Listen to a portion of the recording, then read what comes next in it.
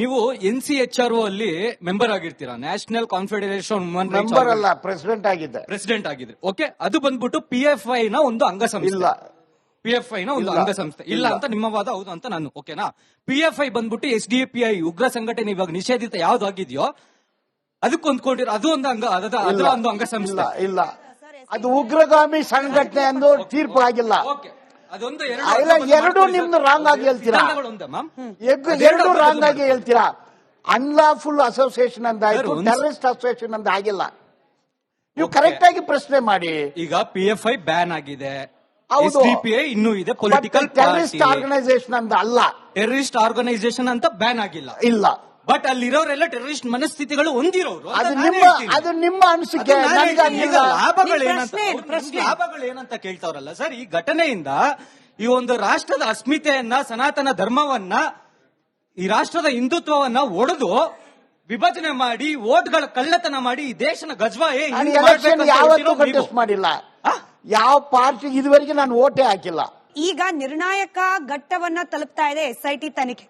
ಈತ ತೋರಿಸಿದ ಜಾಗಗಳಲ್ಲಿ ಈತ ಹೇಳ್ತಾ ಇರೋ ರೀತಿಯಲ್ಲಿ ಮೂಳೆ ಸಿಗ್ತಾ ಇಲ್ಲ. ನಾನು ಹೈಪೋಥೆಟಿಕಲ್ ಆಗಿ ಪ್ರಶ್ನೆ ಕೇಳ್ತಿದ್ದೀನಿ, because you are a lawyer. ಇಂತಹ ಅನೇಕ ಪ್ರಕರಣಗಳನ್ನ ನೀವು ನೋಡಿರ್ತೀರಿ. ಯಾರು ಆರೋಪ ಹೊತ್ಕೊಂಡು ಬಂದಿರ್ತಾರೆ, ಅವ್ರ ಆರೋಪದಲ್ಲಿ ಹುರುಳಿಲ್ಲ ಅಂತಂದ್ರೆ ಅವ್ರ ಮೇಲೇನೆ ಪ್ರಕರಣ ತಿರುಗೋ ಸಾಧ್ಯತೆ. ಈ ಪ್ರಕರಣದಲ್ಲಿ ಹಂಗಾಗತ್ತಾ? ಆಗೋ ಸಾಧ್ಯತೆ ಬರ್ತಾ ಇದೆ. ಅವನು ಅಷ್ಟು ಮಾತ್ರ ಇಲ್ಲ, ಬುರುಡೆ ಮಾತ್ರ ಅಲ್ಲ. ಅವನು ಹೇಳಿದ್ದು ಊತ ಹಾಕಿದೀನಿ, ಎಣ ಇವ್ರು ತಂದು ಕೊಟ್ರು ಅಂದು ಹೇಳಿದಾನೆ. ಅವ್ರು ಯಾರು?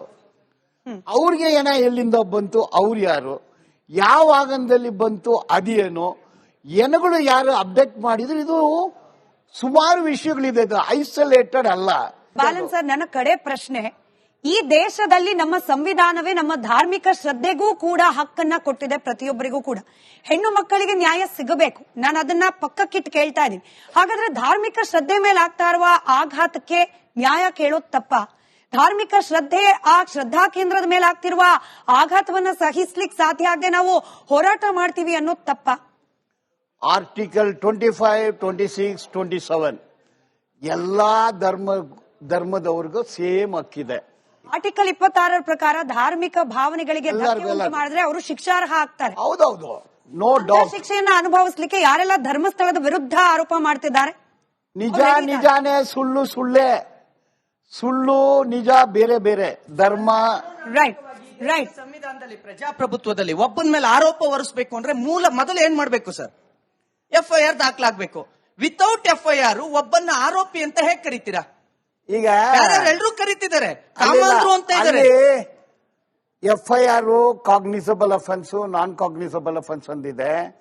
ನಾನ್ ಕಾಗ್ನಿಸಬಲ್ ಅಫೆನ್ಸ್ಗೆ FIR ಬರೋದಿಲ್ಲ. Only cognisable offence. ನಮ್ಮದೇ ಕಾರ್ಯಕ್ರಮದಲ್ಲಿ ಬಾಲನ್ ಅವರು ಒಪ್ಕೊಂಡಿದ್ದಾರೆ, ಯಾರ ವಿರುದ್ಧನಾದ್ರೂ ನಿಮ್ ಹತ್ರ ಸಾಕ್ಷಿ ಇದ್ರೆ, ಅದು ಮಟ್ಟಣ್ಣನವರಾದ್ರೂ ಪರವಾಗಿಲ್ಲ, ತಿಮ್ಮರೋಡಿ ಆದ್ರೂ ಪರವಾಗಿಲ್ಲ, ಅವ್ರ ವಿರುದ್ಧ ದಾಖಲೆ ಇದ್ದು ಫೀಸ್ ಕೊಟ್ರೆ ಅವ್ರ ವಿರುದ್ಧ ಕೂಡ ವಕಾಲತ್ ಹೋಗ್ಸಕ್ಕೆ ರೆಡಿ ಇದಾರಂತೆ. ಪ್ಲೀಸ್ ಕೇಸ್ ತಗೊಂಡು ಹೋಗಿ. ಎನಿವೆ, ಧನ್ಯವಾದ ಸರ್. ಅವ್ರು ಕ್ಲಿಯರ್ ಆಗಿ ಹೇಳಿದ್ದಾರೆ, ಫೀಸ್ ಕೊಟ್ಟು ನ್ಯಾಯಬದ್ಧವಾಗಿ ಒಬ್ಬ ವಕೀಲರಿಗೆ ಏನ್ ಫೀಸ್ ಕೊಡ್ಬೇಕು ಫೀಸ್ ಕೊಟ್ಟು ಅವ್ರ ವಿರುದ್ಧವಾಗಿ ನಿಮ್ಮ ಹತ್ರ ಸಾಕ್ಷಿ ಇದ್ರೆ ದಯಮಾಡಿ ತಗೊಂಡು ಹೋಗಿ. ಹಾಗೆ ಮತ್ತೊಮ್ಮೆ ನೆನಪು ಮಾಡ್ತಿದ್ದೀನಿ, ಆರ್ಟಿಕಲ್ 26 ನಮ್ಮ ಧಾರ್ಮಿಕ ಶ್ರದ್ಧೆ ಮೇಲಾಗುವ ಆಘಾತಗಳಿಗೆ ಕಾನೂನಾತ್ಮಕವಾಗಿ ಶಿಕ್ಷೆಯನ್ನ ಕೊಡ್ಲಿಕ್ಕೆ ಅವಕಾಶವನ್ನು ಕೊಟ್ಟಿದೆ. ಪ್ರತಿ ಮಾತು ಇರುತ್ತೆ. ನಿಜವಾಗ್ಲೂ ಧರ್ಮಸ್ಥಳದ ಮೇಲೆ ಆಗ್ತಾ ಇರೋದು ಡೆಲಿಬ್ರೇಟ್ ಅಟ್ಯಾಕ್ ಅಂತ ಅನಿಸ್ತಾ ಇದ್ರೆ, ನೀವು ಕೂಡ ಯಾರಿಗೆಲ್ಲ ಶ್ರದ್ಧೆ ಇದೆ ನೀವು ಕೂಡ ಕೇಸ್ ಹಾಕ್ಲಿಕ್ಕೆ ಅವಕಾಶ ಇದೆ. ಅದನ್ನ ವಾದ ಮಾಡ್ಲಿಕ್ಕೆ ಬಾಲನ್ ಸರ್ ಬರ್ತಾರೋ ಇಲ್ಲೋ ಗೊತ್ತಿಲ್ಲ. ಈ ದೇಶದಲ್ಲಿ ಅನೇಕ ವಕೀಲರಿದ್ದಾರೆ, ಉಪಯೋಗಿಸ್ಕೊಳ್ಳಿ ಕಾನೂನು ಅಂತ ಹೇಳ್ತಾ ಇವತ್ತಿನ ಕಾರ್ಯಕ್ರಮ ಮುಗಿಸ್ತಾ ಇದ್ದೀನಿ. ಧನ್ಯವಾದ ಎಲ್ರಿಗೂ ಕೂಡ, ವಿಶೇಷವಾಗಿ Balan sir, thank you so much. ಧನ್ಯವಾದ. ಸಮಯ ಇದ್ದಷ್ಟೇ.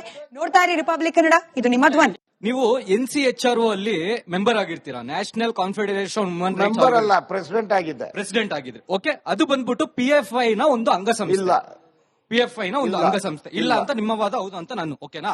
PFI ಬಂದ್ಬಿಟ್ಟು SDPI ಉಗ್ರ ಸಂಘಟನೆ ಇವಾಗ ನಿಷೇಧಿತ ಯಾವ್ದಾಗಿದೆಯೋ ಅದಕ್ಕೆ ಹೊಂದ್ಕೊಂಡಿರೋ ಅದು ಒಂದು ಅಂಗಸಂಸ್ಥೆ. ಇಲ್ಲ, ಅದು ಉಗ್ರಗಾಮಿ ಸಂಘಟನೆ ಎಂದು ತೀರ್ಪು ಆಗಿಲ್ಲ.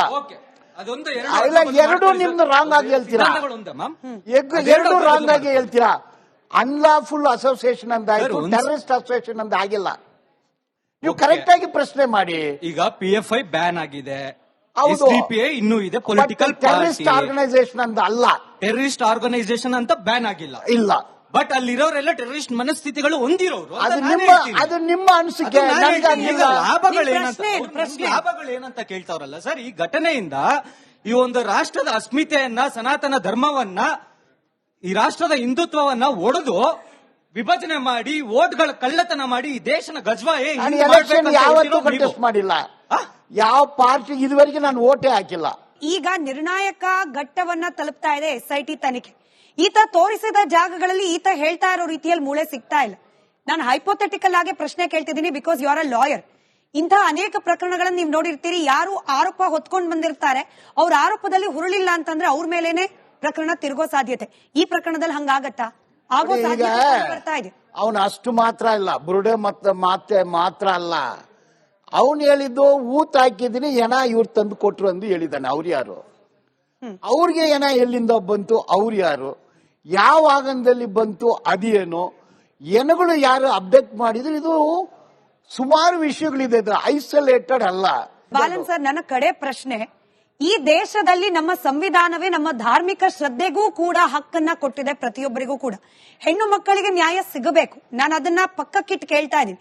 ಹಾಗಾದ್ರೆ ಧಾರ್ಮಿಕ ಶ್ರದ್ಧೆ ಮೇಲೆ ಆಗ್ತಾ ಇರುವ ಆಘಾತಕ್ಕೆ ನ್ಯಾಯ ಕೇಳೋದು ತಪ್ಪ? ಧಾರ್ಮಿಕ ಶ್ರದ್ಧೆ, ಆ ಶ್ರದ್ಧಾ ಕೇಂದ್ರದ ಮೇಲೆ ಆಗ್ತಿರುವ ಆಘಾತವನ್ನ ಸಹಿಸ್ಲಿಕ್ಕೆ ಸಾಧ್ಯ ಆಗದೆ ನಾವು ಹೋರಾಟ ಮಾಡ್ತೀವಿ ಅನ್ನೋದು ತಪ್ಪ? ಆರ್ಟಿಕಲ್ 25, 26, 27 ಎಲ್ಲಾ ಧರ್ಮದವ್ರಿಗೂ ಸೇಮ್ ಹಕ್ಕಿದೆ. ಆರ್ಟಿಕಲ್ 26 ಪ್ರಕಾರ ಧಾರ್ಮಿಕ ಭಾವನೆಗಳಿಗೆ ಧಕ್ಕೆ ಉಂಟು ಮಾಡಿದ್ರೆ ಅವರು ಶಿಕ್ಷಾರ್ಹ ಆಗ್ತಾರೆ. ಹೌದೌದು, ನೋ ಡೌಟ್. ಶಿಕ್ಷೆಯನ್ನ ಅನುಭವಿಸಲಿಕ್ಕೆ ಯಾರೆಲ್ಲ ಧರ್ಮಸ್ಥಳದ ವಿರುದ್ಧ ಆರೋಪ ಮಾಡ್ತಿದ್ದಾರೆ?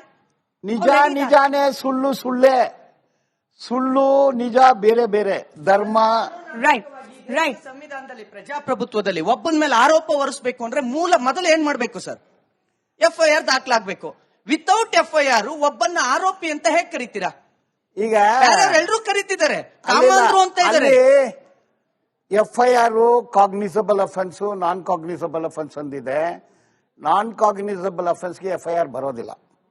Only cognisable offence. ನಮ್ಮದೇ ಕಾರ್ಯಕ್ರಮದಲ್ಲಿ ಬಾಲನ್ ಅವರು ಒಪ್ಕೊಂಡಿದ್ದಾರೆ, ಯಾರ ವಿರುದ್ಧನಾದ್ರೂ ನಿಮ್ ಹತ್ರ ಸಾಕ್ಷಿ ಇದ್ರೆ, ಅದು ಮಟ್ಟಣ್ಣನವರಾದ್ರೂ ಪರವಾಗಿಲ್ಲ, ತಿಮ್ಮರೋಡಿ ಆದ್ರೂ ಪರವಾಗಿಲ್ಲ, ಅವ್ರ ವಿರುದ್ಧ ದಾಖಲೆ ಇದ್ದು ಫೀಸ್ ಕೊಟ್ರೆ ಅವ್ರ ವಿರುದ್ಧ ಕೂಡ ವಕಾಲತ್ ಹೋಗ್ಸಕ್ಕೆ ರೆಡಿ ಇದಾರಂತೆ. ಪ್ಲೀಸ್ ಕೇಸ್ ತಗೊಂಡ್ ಹೋಗಿ. ಎನಿವೆ, ಧನ್ಯವಾದ ಸರ್. ಅವ್ರು ಕ್ಲಿಯರ್ ಆಗಿ ಹೇಳಿದ್ದಾರೆ, ಫೀಸ್ ಕೊಟ್ಟು ನ್ಯಾಯಬದ್ಧವಾಗಿ ಒಬ್ಬ ವಕೀಲರಿಗೆ ಏನ್ ಫೀಸ್ ಕೊಡ್ಬೇಕು ಫೀಸ್ ಕೊಟ್ಟು ಅವ್ರ ವಿರುದ್ಧವಾಗಿ ನಿಮ್ಮ ಹತ್ರ ಸಾಕ್ಷಿ ಇದ್ರೆ ದಯಮಾಡಿ ತಗೊಂಡು ಹೋಗಿ. ಹಾಗೆ ಮತ್ತೊಮ್ಮೆ ನೆನಪು ಮಾಡ್ತಿದ್ದೀನಿ, ಆರ್ಟಿಕಲ್ 26 ನಮ್ಮ ಧಾರ್ಮಿಕ ಶ್ರದ್ಧೆ ಮೇಲಾಗುವ ಆಘಾತಗಳಿಗೆ ಕಾನೂನಾತ್ಮಕವಾಗಿ ಶಿಕ್ಷೆಯನ್ನ ಕೊಡ್ಲಿಕ್ಕೆ ಅವಕಾಶವನ್ನು ಕೊಟ್ಟಿದೆ. ಪ್ರತಿ ಮಾತು ಇರುತ್ತೆ. ನಿಜವಾಗ್ಲೂ ಧರ್ಮಸ್ಥಳದ ಮೇಲೆ ಆಗ್ತಾ ಇರೋದು ಡೆಲಿಬ್ರೇಟ್ ಅಟ್ಯಾಕ್ ಅಂತ ಅನಿಸ್ತಾ ಇದ್ರೆ, ನೀವು ಕೂಡ, ಯಾರಿಗೆಲ್ಲ ಶ್ರದ್ಧೆ ಇದೆ, ನೀವು ಕೂಡ ಕೇಸ್ ಹಾಕ್ಲಿಕ್ಕೆ ಅವಕಾಶ ಇದೆ. ಅದನ್ನ ವಾದ ಮಾಡ್ಲಿಕ್ಕೆ ಬಾಲನ್ ಸರ್ ಬರ್ತಾರೋ ಇಲ್ಲೋ ಗೊತ್ತಿಲ್ಲ. ಈ ದೇಶದಲ್ಲಿ ಅನೇಕ ವಕೀಲರಿದ್ದಾರೆ, ಉಪಯೋಗಿಸ್ಕೊಳ್ಳಿ ಕಾನೂನು ಅಂತ ಹೇಳ್ತಾ ಇವತ್ತಿನ ಕಾರ್ಯಕ್ರಮ ಮುಗಿಸ್ತಾ ಇದ್ದೀನಿ. ಧನ್ಯವಾದ ಎಲ್ರಿಗೂ ಕೂಡ, ವಿಶೇಷವಾಗಿ Balan sir, thank you so much. ಧನ್ಯವಾದ. ಸಮಯ ಇದ್ದಷ್ಟೇ. ನೋಡ್ತಾ ಇರಿ ರಿಪಬ್ಲಿಕ್ ಕನ್ನಡ, ಇದು ನಿಮ್ಮ ಧ್ವನಿ.